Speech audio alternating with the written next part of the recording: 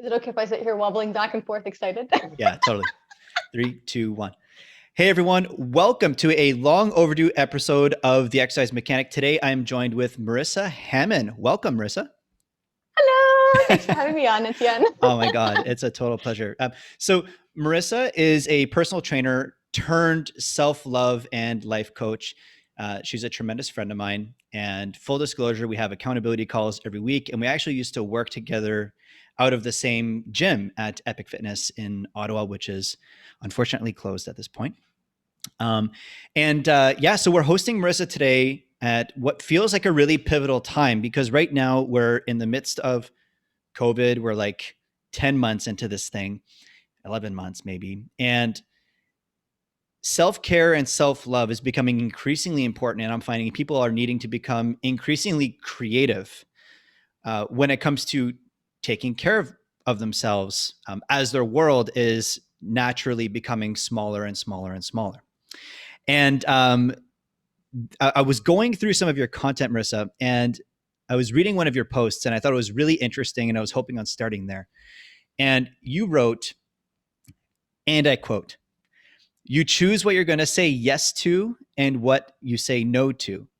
Every decision is either allowing you to love yourself or it's bringing you away from your true self." So my question for you is, how do you define your true self? First of all, that was a great quote. I wrote that. Oh, cool. Yeah, girl, you wrote that. You wrote that. Yeah, there's more. There's more where that came from too. It was one of your lengthy posts. Yeah. Nice. Your true self. I think that is something that, you could just right away hop into all right, who are we? What's our soul? What's our life purpose? It's basically all that stuff, right? Our true self really is us. It's that specific thing about us. It's that thing that lights us up, that makes us tick. It's all the things that we naturally are drawn to, or we naturally are not drawn to.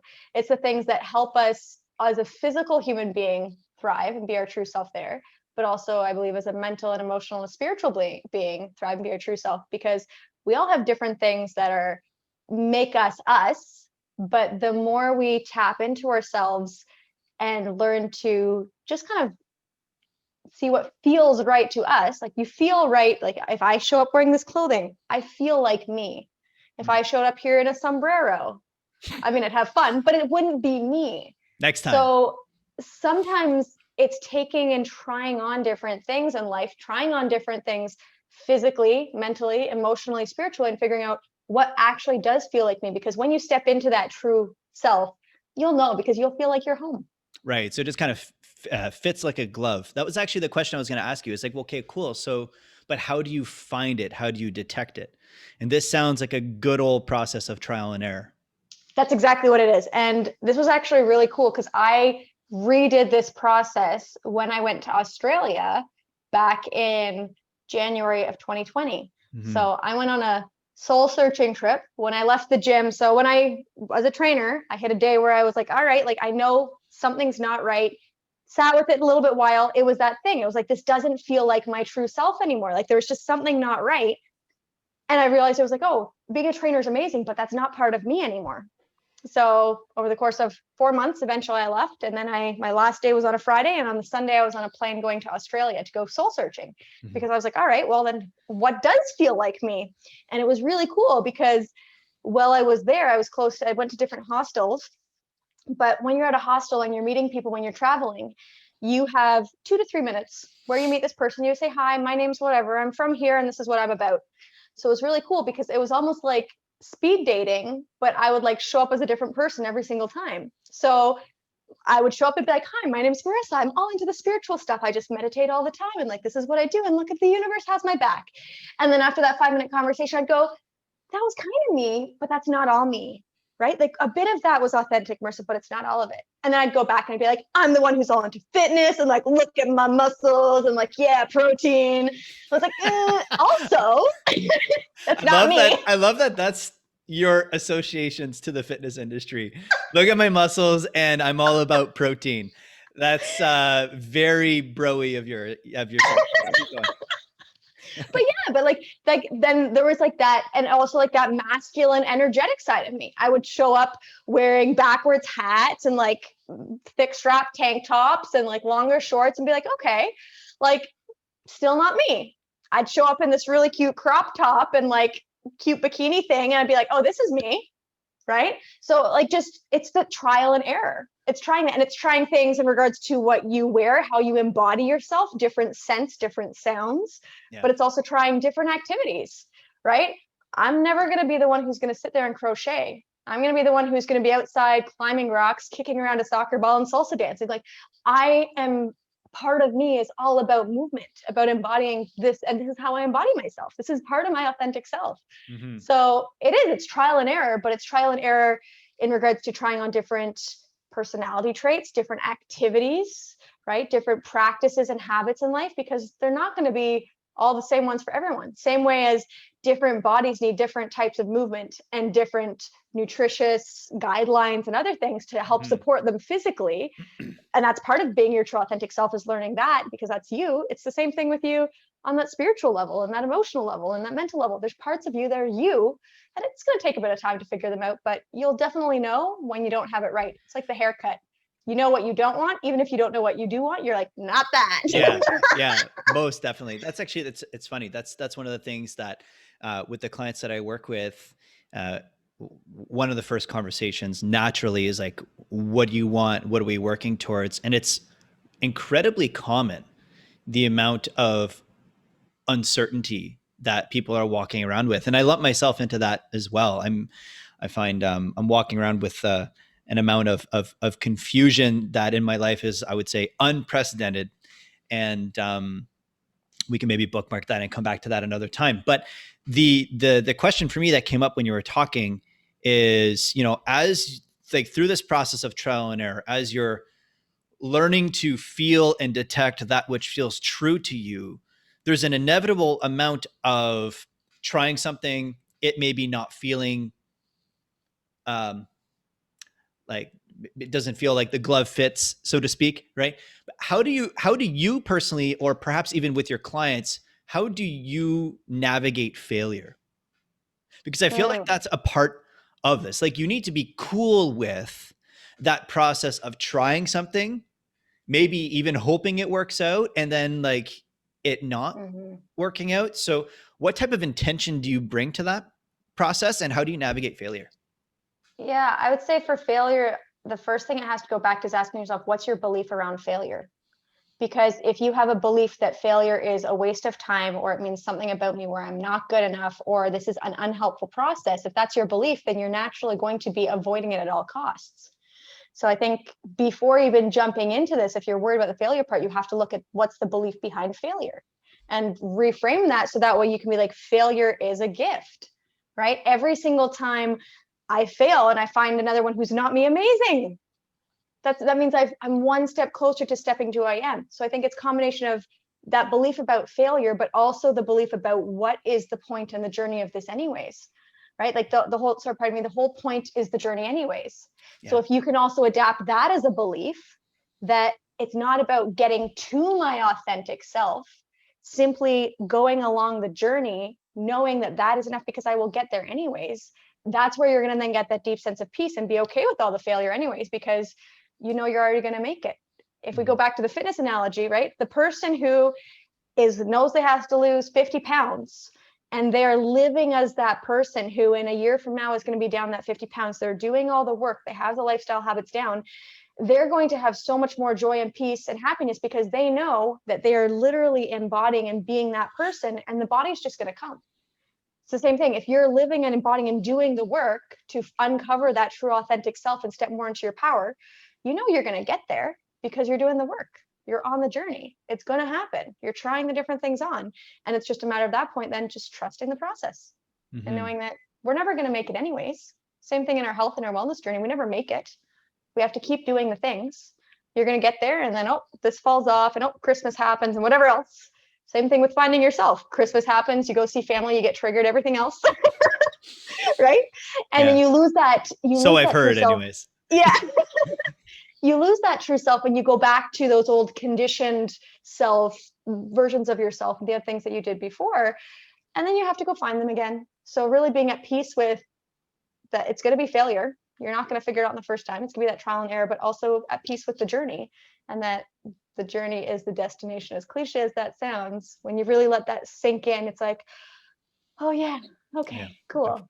I already am me, even though I'm all messed up and figuring out all these other things. I am being my authentic self already. Yeah, I've already arrived. Yeah, one of my favorite quotes is, I actually got this from one of my old clients. She had a tattoo on her wrist, and it was just faith over fear. And that has been such an incredibly powerful mantra for me. And it's really helped me, and I would hope a lot of the clients that I work with, to get them to continue to take action until, act until, right? And having faith, knowing and hoping that through the repetition of a certain habit, I will land in or become a certain version of myself that I'm striving for. And it really makes me think of this thing that's been going around a lot, especially over the last year. And Mark Manson, who is an author who I really like, in his book, Subtle Art of Not Giving a Beep, Subtle Art of Not Giving a Fuck, he talks a lot about this idea of pick your favorite flavor of shit sandwich. And there's this thing that's been going around that's like, choose your heart. And I'm curious what that means to you. No, it's like it's actually funny. I literally just finished reading his second book, cool. Everything's Fucked, a book about hope. Yeah. So, and one of the things he talks about in there, which I really, really liked, is like the whole idea is that like you said, like pain is inevitable, right? We've heard that quote before. Pain is inevitable, suffering is optional, right? Mm-hmm. And like life is going to be hard. It's not going to be comfortable, right? It's going to be hard to be healthy. It's also like doing the work to work out and eat the foods and all things, especially during COVID. That's hard. Mm-hmm. It's also hard to not do that, eat the shitty food, not move your body, and then fall into depression. That's hard too, right? It's hard to do the work to learn a new subject, pick up a new skill, and really master it. It's also hard to be like, oh, I don't have any skills or any knowledge or any way to contribute to the world, right? So there's always going to be a hard, and then it's just a matter of choosing consciously which one do you want. Because if we don't, going back to like that, like choose what you say yes to and what you say no to, right? Because if we don't do that consciously, what's going to happen is our natural human tendencies are going to take over, and they're going to make the default best decision for us, which is just survival, which is going to be all the things that we usually right now don't consciously want to do. But if we don't consciously say, I'm going to say no thank you to that, pick my pain of this, then it's just going to become the default. So yeah. Do you feel like your time in the fitness industry, both as a professional and also as someone who trains, and you still work out quite regularly, you and Kathleen, do you feel like that has empowered you, so to speak, when it comes to making that decision? Because exercise isn't the kind of thing, I mean, maybe I'm just speaking from my own stance. Exercise isn't the kind of thing that necessarily always feels good in the moment.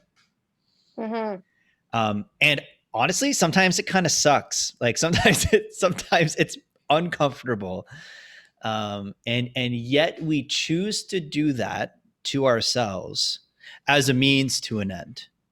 And I feel like that theme is it's very similar to what you're describing. It's like, I'm choosing the discomfort of these reps and this workout over the discomfort of poor health in the future, or the discomfort, the existential discomfort of knowing I can do better or do differently. So do you feel like your time in the fitness realm has helped you make those decisions in any way? Have you found that there's any transference there for you? I was never the person who was like, whoa, let's go out. It was always like, oh my gosh, I got to go work out. It was always hard for me. And I have clients ask me all the time, they were going like, oh, like, when is this going to become easy? When am I going to want to do this? I was like, you might never want to, right? Sometimes I go through phases when my body's just like, yeah, I feel awesome. Let's go move. I want to do more of this, that. But like right now, like, I don't want to do anything. I got you. Right. And it's like every single, like I literally today when I went for my run, probably an hour before we started doing this podcast, I had to drag myself out there like, I think I was probably half crying my first 5 minutes because I just didn't want to do it so much. I was like, it's freezing rain, it's cold, it's all these other things, right? I was like, even my dog doesn't want to go for a run. That's when you know that maybe you should reconsider. If the dog is like, no, you're insane, I want to stay inside. Yeah. But it was like, I know I have the choice of that and then showing up here with you in this place where I can actually, my brain can think. I can communicate, I can connect with you. Or I could have not done it and then showed up and maybe spoke some things out of my ass and whatever, because my brain can go on autopilot, but I wouldn't have connected with you in the same way. Right. So like, that's just another example of like, it's choosing whatever it is in that moment, even like you said, even if it's not comfortable, and for that other thing. And there's a point where we kind of do a trade-off, right? Where it's like, oh yeah, like I will put up with whatever running now in the rain and it's cold because I want to be able to connect with Etienne in an hour, right? So that's a trade-off. But there's also a point when I know, because I've been there, I'm not there right now. I know, but I know from being there, where you get into this place where it's not even transactional anymore. You're more just doing it because it's that expression of that authentic self, right? It might not be comfortable in the moment as well. Like the same, like the body might not be loving it, but it still has so much joy in the moment, just because you're like, oh, this is me being my authentic self. I had that, it hit me. This was when the gyms were still open before Christmas. I was doing these heavy deadlifts and I was like mid-heavy deadlifts, and it just like hit me. I was like, oh, like this is me following my soul's calling, which is such a weird thing to be there, like lifting 200 pounds, like, oh, pushing through it. And I'm like, oh, like this is me living out my soul's purpose and my soul's calling, because this is an expression of me. Like I said, that's not an expression of everyone. Not everyone's made to lift heavy things and move a lot like I am. Like that's part of me. But like that, you do get to that phase and that place if you're consistently in it, where it's, I mean, you could call it flow, where it's maybe not a necessarily comfortable thing from that human perspective, but it's like, it just is good and it's beautiful and it's okay. And there's no longer that transaction of picking your pain because it's pain and it's uncomfortable, but you just have this deep peace with it. And I think that's really cool when you get to that place. It'd be nice if it was like that all the time for me, but it's not. Yeah. I know one of the things that we've talked about on a fairly regular basis is that sometimes it seems like self-discipline and self-love are kind of at odds with each other. And and I think you would be on the same page with me when it comes to this, where it's like there seems to be this misconception that quote unquote self-love is always bubble baths and nail polish. And I love that you're shaking your head, which is awesome. But there's this, like, that's the imagery. Like when you think of I would assert that, or I think that when most people think of self-love, they don't think of getting themselves out of bed at 5 a.m. when it's cold. But I'd like for you to explain to me and the listeners why that actually might be the case, that self-love is actually doing the really hard shit that feels really uncomfortable. Can you shed light on that? Yeah, well, I think if we go back to that authentic self, right?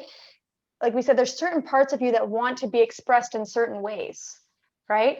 And when you get to know who that is, and those ways that the way that you want to be, when you get to know who you is, that's really weird way to say it. When you know who you are. I was going to say, I think I heard that in a Lil Wayne song at one point. Yeah. But when you get to know who you are, then it's for you to continue to be that person, you have to do specific actions to bring that into place, right? For me to be able to show up, I'm a loving, connecting human being. For me to be able to show up here, I had to go for my run. That was loving my brain, that was loving my body, that was loving you, that was loving me, because it was allowing me to be me, right? And it wasn't comfortable, but it was doing the thing, doing the action, whatever that is, based off of you, based off who you are, to help you be able to step into that best, most ideal, authentic version of yourself. Right?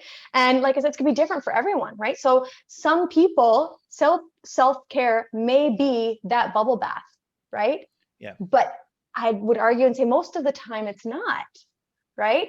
Most people who are going into the bubble bath, really what they need is they need to go for a walk, or they need to make themselves a nutritious meal, or they need to sit down and connect face to face with their partner. They need, usually, I mean, sometimes they do, they need that break, they need that bubble bath, but often there's something else that their being is craving to either experience or to express or step into themselves. And it's doing the actions that help you become that best version of yourself, that true self, on a physical, mental, emotional, spiritual level. That's really what self-love is. Yeah. So that would explain why self-love or self-care needs, it has to be a flexible process, because it's really context dependent. And like, sure. where sometimes, like, you know, let's say you made a decision that because of work, you know, you're going to work a 60-hour week, and then at the end of the week you're like, I just don't want to be around people. I want to be in a warm like bath with bubbles and a glass of wine and a book. And maybe that's perfect for you in that moment. However, sometimes that's not the case. And it sounds like this is informed by wisdom, in that it's like, maybe you tried that in the past as a strategy, and then reflecting back on it when you're maybe a little bit more, like Tom Bilyeu says, emotionally sober, looking back on it, it can be like, you know what? Not the most congruent decision. Would you agree with that? Yeah, I'd agree with that. And I'd say it's like we talked at the beginning, but like, how do you find that?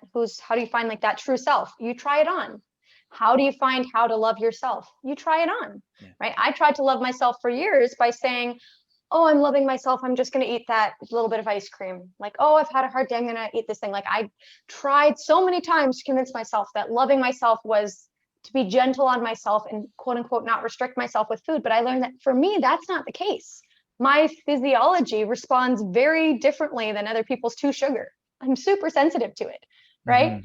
And like my drug of choice is food, is sugar, right? Even if I'm not eating sugar, I'll eat a ton of food, right? Like, who else sits there and eats 6 bananas followed by half a bag of carrots and a tub of hummus? Like, your body will tell you you're full. So I'm not feeding my body, right? In the moment, I can call it self-love. I'm trying to give myself nutrients, but it's not that. And it's those numbing behaviors that I think often also get skewed as self-love, right? So for someone, the bath is a numb. For someone, their screen and their phone and watching TV is a numb. For someone, the food is a numb. For other people, the bath is that love. Watching a movie is love. Eating that food is love. And I don't know, because I'm not you, right? But like you said, it's going to be a journey. You have to try it on. And then the hard part is when you try it on, being so honest with yourself when you evaluate and say, does this actually work for me or not? Because I didn't for a while. I said, I'm sure this ice cream is working because it's great. But it wasn't. Yeah. Right? It numbed it. So it made me feel better. It made me be like, oh yeah, of course now I feel fine. Of course I love myself. Of course everything's great. I'm being gentle on myself. But looking back, was it actually? No. I've come to learn that about myself. And I still fight it sometimes. And I'm like, maybe I can still do this. And then I relearn it again and go, oh, that's right. I turn into a very cranky Marissa. And all my tears go everywhere, but not from a place of processing emotions, from a place of literally my physical body falling apart, right? So if you think about like a kid who's, it's 10 o'clock at night, you give him sugar and cookies, tell him to watch a TV, and then throw him to bed at 11, and then wake him up early and say, all right, let's go to school. And they're all cranky and falling apart. And you're like, come on, just get your shit together. And it's like, well, you don't do that. That's not loving. But yeah, we do that to ourselves. So it's that, like you said, it's a trial and error. You won't know it the first time necessarily. I think the more you do it, the more you will be able to tune in and be like, okay. And I think the other thing you can also do is when you're in that moment, take a moment and tune in and ask your body, right? Does this feel good, right? And is it your body saying, like, you'll feel that peace in you, right? When you're like, okay, like I feel like tonight's a night for a movie. And it's like, oh yeah, that's what it is. Okay, perfect. Your body will tell you, right? Same thing. You'll be like, okay, you know what? I feel like tonight's a night for that bubble bath. Your body will be like, might be like, oh, that feels nice. But like deep in you, like that feeling, it'll be like, no, we need movement today. right? So like learning to love you the way you want to be loved, but also like what, like your body will tell you, your mind will tell you what it needs, your spirit will tell you what it needs. When we want to play, we feel it. When we want to have nutrients, we feel it. When we want to have all the other fun things in life, like we crave them. And there's a difference between craving them from that place of needing them to numb something and craving them from that place of going back to that true authentic self expression, because when we step into those, that's us truly being our being. And that's really when you get to that place of love, is when you love yourself and allow yourself to be all of you in all of your glory. Yeah. And yeah. So I know that, to use your words, self-regulation is preceded by self-awareness, right? And you happen to have a program that is literally about that, which we need to make sure we chat about before the end. But I'm curious because really, like, being able to make those decisions and to guide ourselves through our own lives is a self-regulatory process. And it's preceded by self-awareness. And self-awareness, uh, I believe, is a skill. I think it's a trainable skill. And sometimes this is one of the reasons why we have our calls. This is why I have calls with other coaches, why I was working with a mentor for so long, is that having someone in our lives like hold the mirror up to us is a really effective self-awareness tool. So working with a coach is really great. However, we can't have a coach around us all the time. So given that this is the type of work that you do, I'm curious, how do you teach self-awareness? Yeah, for sure. And this is where it's fun, because I do a lot of teaching by asking questions. So people, they usually teach themselves, right? But teaching people to be more aware of themselves, there's so many different tools you can use that. And it's the same thing as self-love. Like there's different ways you can do it. But we've seen time and time again, like, and science has showed this, like meditation, silence, right? And observing through journaling, through, like you said, through conversations, through coach, having people outside of you or things outside of you that you can put information out there, get responses from, and just start to observe. That's huge, because awareness is just consciousness of either a moment, like you can be aware of a cup sitting in front of you, right? Okay, my awareness is there, right? I can be aware of different thoughts. You can be aware of, but it's that consciousness of things. So that's that skill, like you said, that you can learn through meditation is one way. But also learning the awareness, I think, through like questions. Like the more questions, and that's what I found, like for me, like the more that you can ask yourself questions and observe or ask other people questions, go through it, like that's been massive. So a lot of the work I do with people as well, where during our sessions, we come up with a bunch of questions, and then they go and they journal through them, or they voice memo through them, or they paint through them, whatever, however they express and they can figure it out, they go through it, right? But it's like the difference between like that knowledge and like that understanding is like, okay, cool. Like here's, like we talked about earlier, like, all right, like the destination is the journey, right? Cool. Right. We're already there. We already made it. Right. That's, you can understand that here, but until like you let that sink into your consciousness and you're like, oh, okay, I get that. It's not the same. Right. So like learning awareness isn't like a one-time perfect and I'm done. It's like you'll ask, you'll gain more knowledge, you'll go to this other thing, but it takes work. And questioning everything, I find that's been the biggest thing. And one of my favorite questions is that the truth?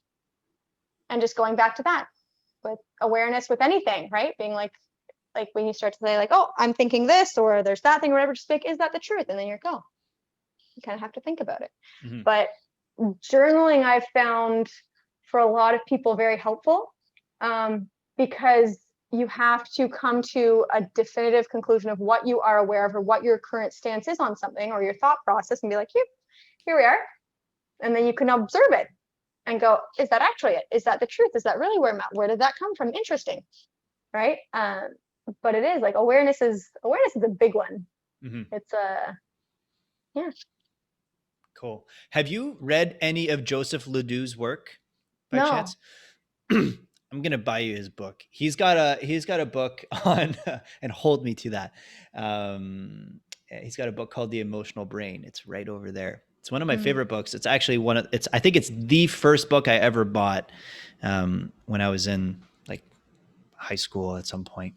And it was recommended to me by my psychology professor. And interestingly, the topic of that book has become one of the topics that I have the greatest interest about, which is emotional processing and the process of self awareness and or self regulation. And so, anyways, we can talk about that another time. It's super, super, super interesting. So, if anyone finds what Marissa's talking about as being interesting or relevant, check out that book. And Marissa, I will hook you up. What I'd like to do, if you're cool with it, I'd like to move into a little rapid fire section of the podcast. Full disclosure, I got this idea from Brene Brown. I thought it was absolutely amazing. And yeah, so I've got 7 questions for you here, rapid fire format. Are you ready? Yeah. Okay. Let's go. So number 1, self-love is blank, fill in the blank. Self-love is Freeing. what? Freeing. Yeah. Okay, tell me more. What do you mean by that? Because when you love yourself, you will be able to be in that place where you completely express yourself and you won't feel stuck anywhere in life because you'll be you. And wherever you feel called to in your career, in your relationships, and wherever you know that that's part of you, so you're not stuck somewhere anymore. When you love yourself, you'll be free. You'll be free to be you, to have the love you want to have and share, to create the finances, the body, the health, the relationships, the social groups, the impact. You can do all that because it's already built into you. So you'll just be free. Yeah. So, yeah. I love that. Cool. Next, what is something that people often get wrong about you? Oh, I don't know. I'm not quiet. I don't think people get that wrong, though. I was like, I don't know. I was going to say, anyone that's met you knows you're not quiet. Um, And I don't mean that in a bad way. You have like this, like, I just want to like we're going to slide this in there. You have this like very loving, joyous, like you're like a ray. What's the expression? You're a ray of fucking sunshine. oh, yeah. So even when you're not saying something, you're saying something. That is what I meant. Carry on. Cool. Yeah, I don't know. What do people get wrong about me? I cry a lot. I used to think I wasn't emotional. Mm. I'm super, super emotional. I cry a lot. I think that would be it. Like you said, I'm a ray of sunshine. So like say people who see me online and they see me on Instagram, I share my highs, not because I'm trying to hide my lows, but because I know when I show me at my best, me being me, right? That those are the things that light up in other people, right? So I have my lows, and it's not that I hide them from the world or I don't have them, but those are things that I'm still working through. And it's like I don't think that that's loving for me or anyone else for me to share that with people. So yeah, I cry a lot. I go through my stuff, and yeah, it's not pretty. I had like snot dripping down my face earlier, and thank God for Kleenexes. So, but yeah. I love it. I love it. Um, all right, next. In your opinion, what's a simple strategy that is really useful, or what's a common pitfall that you've noticed with your time as a coach really creates challenges for people or creates suffering for them? Like, what's an area where people get stuck? Hmm. They get stuck when they don't realize that no one else is possibly going to come save them. So when they really sink into, oh, I'm 100% responsible for my life, and there is no possibility that someone's going to magically come in, right? Sometimes we learn subconsciously as kids, like, oh, someone's going to come and rescue me, or of course it's going to all be fine. I don't have to show up for myself. That's when they get stuck, because there's the lack of responsibility, and then often the victim mindset goes along with it.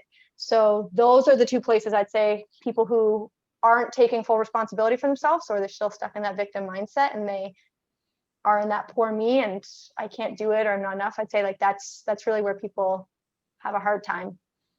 I am so in agreement with you. 100%. What's one myth or stereotype about self-love that we need to let go of? It's not all ice cream and bubble baths. It's especially like, and this is like I'm gonna go on I'll try to make it like a 2-minute ramble here instead of a 5-minute Sure, one. sure, sure. But this is something like, and I know, like, being in the fitness industry and struggling with body image, struggling with overeating in these patterns, but I never was way overweight, right? I fluctuate, and when people hear this, someone might be like, "Oh yeah, like that's normal." Other people might be like, "Who are you to complain about any of this?" Like, I fluctuate between like 120 and 135. Like 135, I was maybe 140 once in my life. That was like my heaviest, right? Most people are like, "I would kill to be that." A lot of people nowadays, right? So I have a hard time sometimes sharing this because I'm like, no, like I get it, but it's not about the numbers, right? It's not about that. It's about being like, going from that place of like, I am taking care of myself, loving myself, doing the actions, and then I'm not, and my body changes, and realizing like it's not about the weight, it's not about the numbers.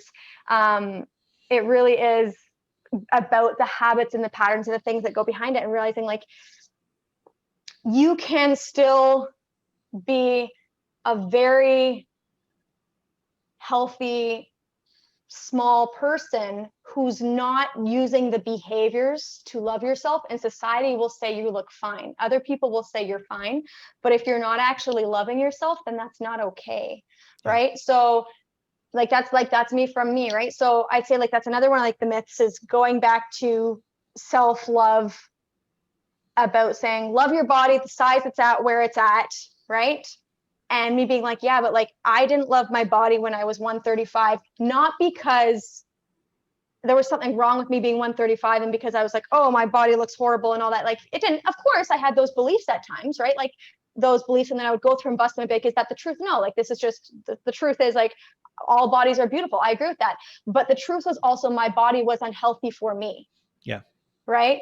And so I think that that's something that a society, like a myth about self-love, is loving your body and liking your body are not the same thing. Right? Like I can love my body when I'm at 135 by being in that place of taking the actions, and that's when it changes and goes back to my 120. Right? Mm-hmm. I can also be at that place of being 120 and eating like shit and not sleeping and either overworking out or underworking out and abusing it. That's also not loving. Right? So I think, and like I said, it's hard for me as a person. I know I don't understand what the struggle is like to be overweight. I don't. Maybe I will someday, maybe I won't. I have no idea. Right? But it's not about, I'm not trying to say that the struggle of being overweight doesn't exist and that's not a real thing. What I'm trying to say is that, I got you. Yeah, you get what I'm saying, right? So I'm trying to figure out, it's a hard one to navigate. I'll put it in my words, is that the why behind your behavior is more important than the behavior in and of itself in a vacuum, where you can have the same behavior of going to the gym. And if you're going to the gym as a celebration of what your body is capable of, that would be more, I'm making an assumption, so feel free to tell me if you disagree. Uh-huh. That would be more loving behavior, more and likely more sustainable because of the associations that are being made in that moment. In contrast to, I fucking hate this little roll or the amount of weight that I have, or I hate that I'm, from a masculine perspective, that I'm not this like Adonis Greek god statue of a physique. And so I'm going to beat my body into submission. That is also not loving. Yet the behavior on its own of going to the gym might look exactly the same, but the intent that led to it and that has imbued the actions are fundamentally different. That's what I'm hearing when you're talking about. Yeah. It's essentially that. It's like that, going back to like the why. Why are you doing something from a place of self-love? But also, I think there's something else that's important to here is realizing like you might be trying really hard to love yourself. And again, from a personal trainer, I've observed this, right? There's people who are trying really hard and they really are doing the actions from a place of love, and it still isn't enough. And their body is still saying, yeah, but I need more. And so there's also a point where we have to then look at our values and say, okay, are we maybe not actually listening to what our body's asking for, and we're trying to give it what we think it wants or only what we want to give it, and trying to like, okay, I'm going to love my body and go to the gym, but I'm also going to only do it once a week. Well, if your body's asking for 3 times a week, then it's saying it needs that little bit more love. So I think it's also that, like, going back to like that myth of you can do it from that place of love, right? That have that why, but also making sure you're giving it the what it's actually asking for, right? So giving it 100% of what it's asking for, not just trying to give it that little bit of what it's asking for. I don't know if that makes sense, but Yeah. Yeah. yeah. I got you. Yeah, Yeah. absolutely. What's the hard self-love lesson that the universe keeps handing to you on a silver platter and you keep needing to learn over and over again? Yeah. Mine, it's really, it's interesting. Mine, it's always back to that for some reason. Mine's always to do with my body, right? I know my body's beautiful. I know I love it. I know there's nothing wrong with it. I do the actions for it. And as a trainer who understands all these things, I then go, then why do I keep falling back into overeating? Why do I keep falling back into what you could call self-sabotage or old self-preservation behaviors? And I think that's, and I don't know when I'm going to get the lesson and when I'm going to figure it out, because I think I get it and then everything's good for 6 months and then I'm like, oh my God, it's happening again. I thought I figured this out and I teach people that I know how to do this and oh my God. And then it's like, okay. So it's yeah, it's just that. It's figuring out how to love my body through fuel, rest, and movement. And yeah, I just have to keep relearning it because my body keeps me guessing. My life keeps me guessing. Yeah, we're on the same page there. That's for sure. What's one thing that you're really excited about? Oh, Right meow. I'm There it excited. is. There it is. So for those that aren't for watching the video, for people that are actually, yeah, they're just listening to the podcast. Marissa's doing her little bunny hands right now. Yeah, Okay. that's what she does when she gets excited. Or T-Rex, T-Rex or bunny, both. This is T-Rex. This is Bunny. Okay. This is this. Oh, this is Bunny. We can go with that. I'm a butterfly. Zombie. Yeah. What am I excited about? I just looked down. I'm excited about mugs. I love inspirational mugs. They just light me up. I'm gonna just go on a little rant here. I'm excited. It's kind of like a grateful rant, but it's an excited one. I'm excited about being engaged to the woman of my dreams. She is such an amazing person. I'm excited about COVID teaching me lessons, and I'm really excited for when COVID is done. Not gonna lie at all about that. I'm excited for spending time here with you and all the fun people who are going to get to hear this. And I'm excited for bed and my body to sleep and it to rest and be quiet. I'm excited for a lot of things, but I don't know. That's a little rant. I love it. I love it. So my last rapid fire question for you is, this one's a little bit of a curveball, I think, potentially, is as a coach, what's something that you've recently learned from your clients? Because there's this misconception I find that coaches sometimes have their shit together all the time. People come to us looking for advice, for resolution, for solution. And I found as a coach that I learn a ton through the process. And so I'm curious what stands out for you. The most, there's so many. Like you said, like sometimes I'm there, I'm like, oh my gosh, I'm like, the amount of things that I put together either while explaining or when someone else shares something, I'm like, oh yeah, you're going through that. What's a good strategy for you to help yourself work through it? I'm like, yeah, I'm going to do that too. Yeah, right. Totally. But the recent one was how to show up as yourself and have your opinions and your decisions and put yourself out there when there's a lot of pressure from other people and you feel this need to people please and shift and like be like, oh, I feel this pressure, maybe I should follow this protocol or say this thing or whatever else, and like going back to like that doing it somebody else's right way in order to be accepted and to be good enough. And that really came back to me, and especially now as I'm growing myself and as I'm growing a business, as I'm growing my clientele, as I'm helping more people in the world, like going back to like, always, there's not like a right way to do it. it's about going back to like tuning into yourself and being grounded and saying, how can I do the best I can with the knowledge I currently have? And how can I do this from a place of love? And her strategy was to like remind herself and to say out loud, as she would go through things like, all right, like I'm going to consciously decide to do this, doing this, making the best decision I can from a place of love. And like, that was just massive. Like, and for me, yeah, reminding myself, like, how can I show up from a place of love? Because love for myself, love for others, love for the world.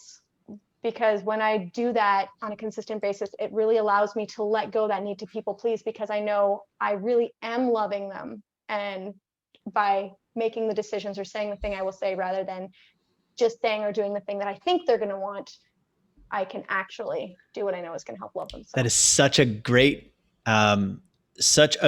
question to ask yourself. Is it's like, how can I be loving, or how can I love this person?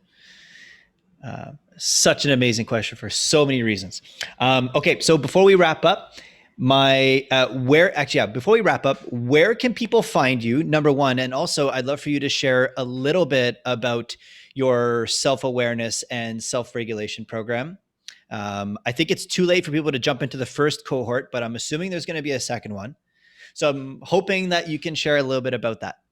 Yeah, for sure. So the best place to kind of keep up with me and see all my crazy fucking rays of sunshine is going to be on Instagram. You can follow me, Marissa.Hamon there. I share, I think, all the time. So I'm always sharing a reflection of the day and just other cool things about my life and thoughts about self-love and how to grow and be honest with yourself. You can check out my website, marissahamoncoaching.com. And the self-awareness and self-management program, just started it going through. I'm going to see how it goes and see. I've already got a waitlist built, so I'm probably going to be running it again. To be quite honest, I'm settling into myself and seeing, does this feel like my true authentic self to run this? Because it's the same thing, it's trial and error, right? Maybe I'm going to start doing a group coaching program and I'm going to realize that this doesn't feel like me. So if that's the case, I won't be running it again, because I'm going to allow myself to love myself and not do it. But if that's the case, then I'm sure I'll be turning it into a course or finding other ways to help people learn to become more aware and then manage themselves. So yeah, it's being aware of beliefs, thoughts, emotions, habits, behaviors, everything. And yeah, it's a lot of thinking. I love thinking. So yeah, you and me both. So last question of the day is, you have one opportunity to put a message up on a billboard, right? It's up on a billboard. I don't know if I froze there. Are we still good on your end, Marissa? Okay, great. Yeah. So it's up. One more time. Yeah. So you have the opportunity to share a message up on a billboard for everyone to see. It's one message. It's not a paragraph, but it's like a sentence or a phrase. What is it? You're worthy of self-love. Yeah. Cool. I feel like that's a great place to wrap up. Is there anything that you'd like to share with the folks before we call it a day? Yeah, you guys are worthy of self-love, and you're also really fucking powerful beings, and you really can step into that authentic self and that true self and create the life you want.